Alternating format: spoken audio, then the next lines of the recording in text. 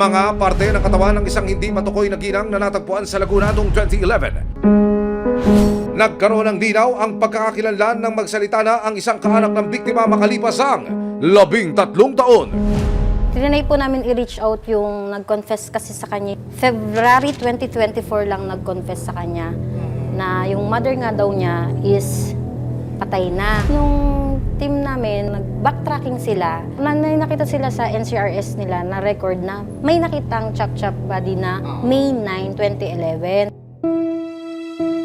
Base sa SOCO report ng Philippine National Police, May 9, 2011, natagpuan ng isang gwardiya sa Laguna ang garbage bag na namamako na raw ang laman.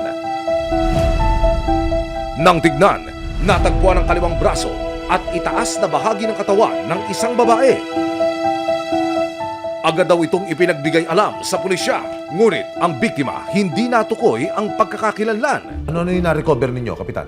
Yung parte ng katawan. So lahat ito nakadokumento naman ito nung na-found ito sa police station. So tinornover nila yung mga part nito na preserved ng forensic group. Talagang intentional yung plano niyang pag-chop-chop to conceal the crime scene. Talagang pinag-aralan niya. Pinaliguan niya, nilinis niya ng gusto, pinaghiwa-hiwalan niya yung parte, tinapon niya magkakaibang lugar.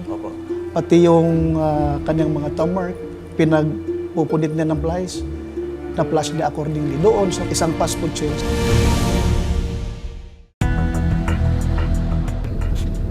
Dito na to.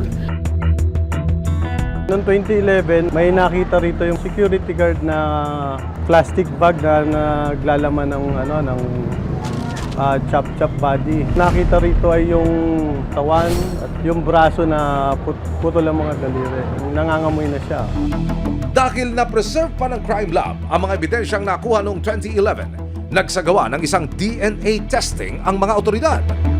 Para hulubos na mga unawaan na ating mga taga-subaybay, bakit nyo isinagawa yung DNA test? Ano yung gusto nyong ma-prove o mabigyan ng katotohanan dito ko sa investigasyon ninyo? Nagkandak po kami ng DNA matching para rin po mas mapatibay po yung ebidensya na sila po ay magkamag-anak. Ano ngayon ang lumabas sa resulta? At ayon po sa crime laboratory, ayon po sa DNA result po ay 99.9% po na siya po ay biological mother po ng ating complainant. Sa pagtugma ng DNA ng ginang na natagpo ang pira-piraso na sa DNA ng anak na nagsilbing complainant, nakumpirma na ng mga otoridad ang pagkakakilanlan ng biktima. Ayon sa mga salaysay na hawak ng pulis, May 7, 2011 ang huling beses na nakita ang biktima. Masaya pa raw ang kanyang pamilya nang ipagdiwang ang pagtatapos ng isa sa mga anak ng ginang. Magkasama po sila kasi umatin pa po sila ng graduation ng anak nila. Kumain pa sila. Kinabukasan daw po noon, nagulat na lang po sila na parang nag-iba daw po yung attitude ng kanilang father na ang kanila daw pong mother ay nasa Malaysia na, may pinagkakataguang utang. Ano ho lumalabas sa investigasyon nyo? Bakit ho ginagawa ito ng akusado? Dahil may away yung dalawa. Nang maligom ang sapat na mga ebidensya at salaysay, ang lumabas na main suspect sa likod ng pagkawala at karimari-marim na pagpatay sa biktima, ang kanya mismong asawa. Nakipag-coordinate po kami based dun sa aming cyber patrolling sa kanyang Facebook account. 14 hours ago, bago po nagkandak ng operation ng tropa, ay nandoon po yung picture niya. Nakita yung ID.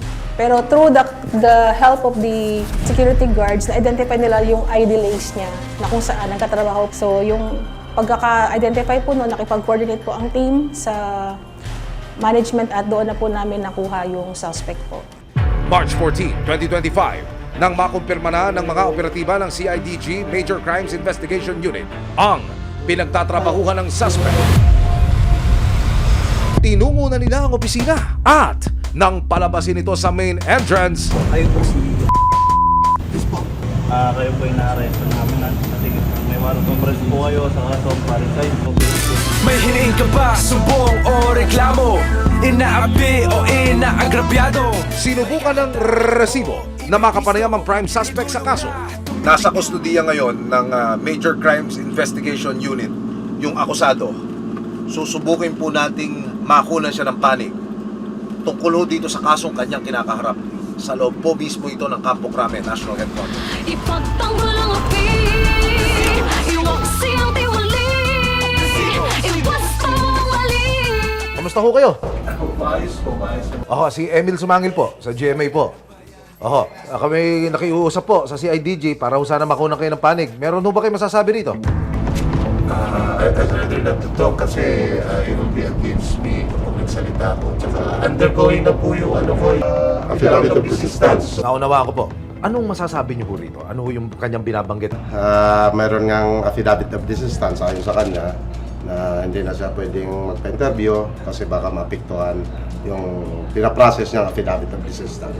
Yes, sir. Which is option naman niya yun, karapatan naman niya yun. Nakaharap ang suspect sa kasong parricide o ang pagpatay sa asawa o kaanak. At maaari siyang makulong ng habang buhay kung sakaling mapatunayang nagkasala. Meron ko ba napansin parang nagsisisi? Wala, hindi mo siya makikitaan ng ganun na pagsisisi. Wala. Pagka kinakausap mo siya, para siyang proud pa siya. Parang ganun po. Hindi mo siya makikitaan ng kalungkutan. Kapitan, gaano kalakas ang kaso ng CIDG, MCIU laban dito po sa akusado? Malakas to. Kami naniniwala na ito ay makukonvict ito base sa ating mga hawak na ebidensya laban sa kanya.